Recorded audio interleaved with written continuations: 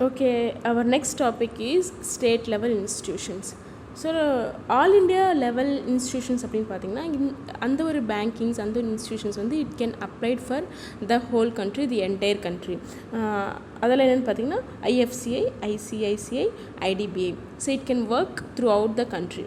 So whereas state level institutions now, it is concerned only for a particular state. So that is state level institutions. Under that we are going to discuss state financial corporations, that is called as SFCs. Okay, so let us start discussing about the SFCs. So the government of India passed in 1951 the State Level Financial Corporations Act, and SFCs were set up in many states. So இந்த act வந்து இந்த எப்போ வந்து government வந்து pass பண்ணியிருக்காங்கன்னு பார்த்தீங்கன்னா இந்த year of 1951 தான் ஸ்டார்ட் பண்ணியிருக்காங்க. இது வந்து இந்த எஸ்எஃப்சிஸ் வந்து நிறையா ஸ்டேட்டில் வந்து ஸ்டார்ட் பண்ணியிருந்தாங்க அந்த டைமில். Okay, so the SFCs are mainly intended for the development of small and medium industrial units within their respective states. Okay, so IDBI வந்து it is for heavy industries, like for heavy investments, whereas SFCs are only for these concentrated only for the development of small and medium scale industries. Okay, in their respective states. However, in some cases they extend to neighboring states as well. மெயினாக வந்து ஒரு particular ஸ்டேட்டுக்கு மட்டுமே இது வந்து they financed only for the particular states.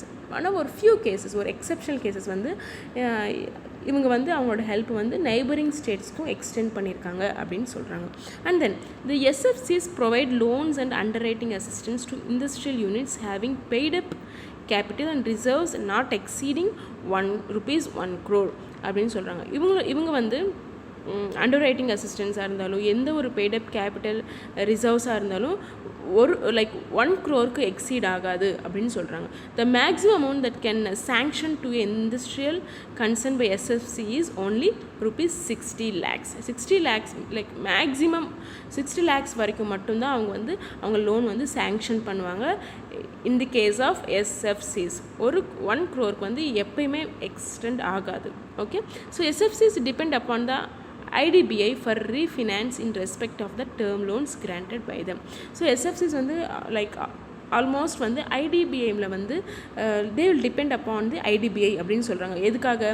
For the ரீஃபினான்ஸு இல்லைன்னா term loans grant பண்ணுறதுக்கு எல்லாமே they will take assistance from the IDBI.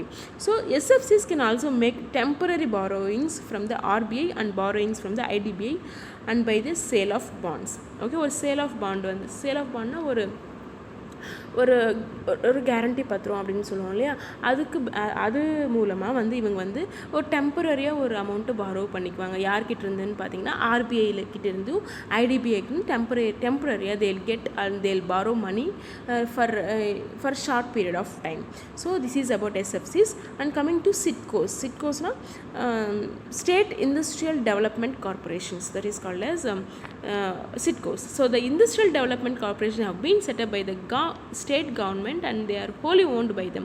So இது வந்து ஃபுல்லாக வந்து ஸ்டேட் கவர்மெண்ட்டால் ஸ்டார்ட் பண்ணி ஓன் பண்ணப்பட்டது. ஓகேவா, அதுதான் SIDCO. Okay, so these institutions are not merely financing agencies, they are entrusted with the responsibility of accelerating the industrialization of their states.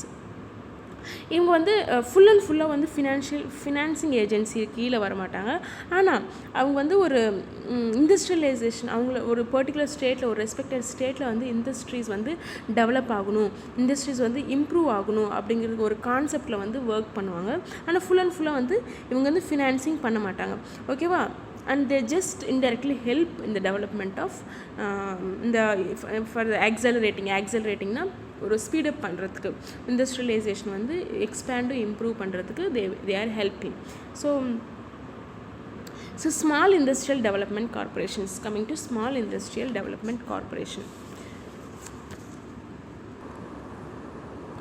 Okay, so SIDCOs வந்து என்னெல்லாம் ப்ரொவைட் பண்ணுவாங்க அப்படின்னு பார்த்தீங்கன்னா, they will provide financial assistance to industrial concerns. Industrial concerns like some industrial கன்சர்ன்ஸ்னால் என்னென்னு பார்த்தீங்கன்னா, some of the industrial கன்சர்ன்ஸ்னால் இப்போ வந்து ஒரு மெஷின்ஸ் வாங்கணும், ஹெவி மெஷினரிஸ் வாங்கணும், அவங்க அந்த லைக் எக்ஸ்போர்ட்ஸ்லேயும் அண்ட் தென் மேனுஃபேக்சரிங்லையும் நிறைய கன்சர்ன்ஸ் இருக்கும். இந்த மாதிரி வந்து அவங்க நிறையா இன்வெஸ்ட்மெண்ட்ஸ் தேவைகள் இருக்கும். அதுக்கெல்லாம் வந்து ஃபினான்ஷியலாக அசிஸ்டன்ஸ் பண்ணுவாங்க. எப்படிலாம் பண்ணுவாங்க? லோன் கேரண்டி பண்ணுறது மூலியமாகவும் and then shares and debentures under ரைட்டிங்ஸ்க்கும் ஹெல்ப் பண்ணுறாங்க. அது இல்லாமல் in addition to these they undertake various promotional activities. நிறைய ப்ரொமோஷனல் ஆக்டிவிட்டீஸும் அவங்க வந்து டேக் பார்ட் பண்ணுறாங்க. அதில் என்னென்னு பார்த்தீங்கன்னா, conducting techno economic services. So techno economic surveys அப்படின்னு பார்த்திங்கன்னா, லைக் டெக்னாலஜியும் எக்கனாமிக்கலும் கம்பைன் பண்ணி ஒரு சர்வேஸ் இருக்கும் இண்டஸ்ட்ரீஸில். அந்த மாதிரி ஒரு சர்வேஸும் and then project identification. So எந்த மாதிரி ப்ராஜெக்ட் வந்து ஸ்டார்ட் பண்ண ஆப்டாக இருக்கும் அப்படிங்கிற விஷயத்துலையும் அவங்க வந்து அசிஸ்ட் பண்ணுறாங்க.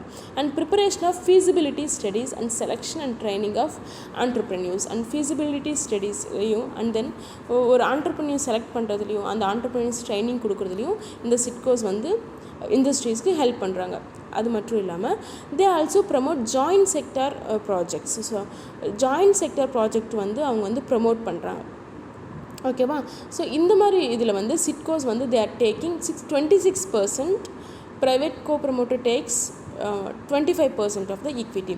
So if they are promoting such projects like joint projects வந்து ப்ரமோட் பண்ணுறாங்கன்னா, சிட்கோஸ் வந்து எத்தனை பர்சன்டேஜ் வாங்கிக்குவாங்கன்னா 26% வந்து எடுத்துக்குவாங்க. And then private co-promoter takes only 25% of the equity. Okay, so and the rest is offered to the investing public. Okay, so remaining வந்து யார்கிட்ட போகும்னா investing பப்ளிக்கு போகும். So public who are investing in that particular project, so they will get the remaining share. Okay, so SIDCOs undertake the development of industrial areas by providing all infrastructure facilities and initiation of new growth centers. So வந்து development ப்ரோக்ராம்ஸும் அவங்க வந்து take part பண்ணுறாங்க. அது என்னென்னா infrastructure facilities like basic ஃபெசிலிட்டிஸ்லேயும் and then ஒரு new growth centres, ஒரு புதுசாக ஒரு ப்ராஜெக்ட் ஸ்டார்ட் பண்ணணும், புது டெவலப்மெண்டல் ப்ராஜெக்ட்ஸ் ஸ்டார்ட் பண்ணணும் அப்படிங்கிற ஒரு ப்ராஜெக்ட்லேயும் சிட்கோஸ் வந்து ரொம்பவே ஹெல்ப் பண்ணுறாங்க. So they also administer various state government incentive schemes. Okay, so அந்த ப்ராஜெக்ட்ஸ் மட்டும் இல்லாமல் நிறையா ஸ்டேட் கவர்மெண்ட் வந்து என்னெல்லாம் ப்ராஜெக்ட் வந்து லைக் ஸ்டார்ட் பண்ணுறாங்களோ அதுக்கெல்லாமும் இவங்க வந்து சிட்கோஸ் வந்து ரொம்பவே ஹெல்ப் பண்ணுறாங்க. And SIDCOs get refinance facilities from IDBI. They also borrow through bonds and accept deposits. Okay, so refinance like SFCs மாதிரி சிட்கோஸ் வந்து எங்கேருந்து வந்து அவங்க ஹெல்ப் வந்து ஃபினான்ஷியல் ஹெல்ப் எடுத்துக்கிறாங்கன்னா from the IDBI. And then the last point is like they will borrow bonds and accept deposits. Like people who are interested can deposit in the IDBI and they also borrow bonds from the depositors. Okay, so this is about SIDCOs.